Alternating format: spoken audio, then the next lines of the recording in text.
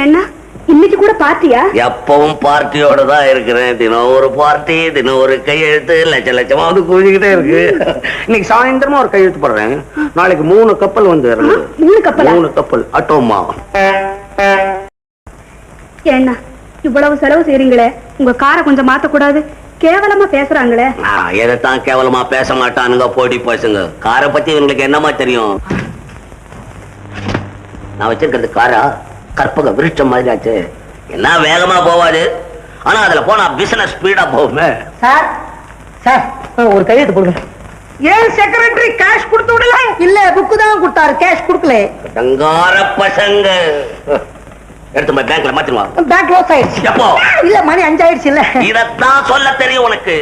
நான் வெளியே புறப்பட்டா கையில எக்கச்சக்கமா பணம் இருக்கணும். நான் வர்றவன் போறவனுக்கு நான் முகத்தை விட்டு எடுத்துக்கிட்டு போறவன் அப்படின்னு உனக்கு தெரியறதில்ல.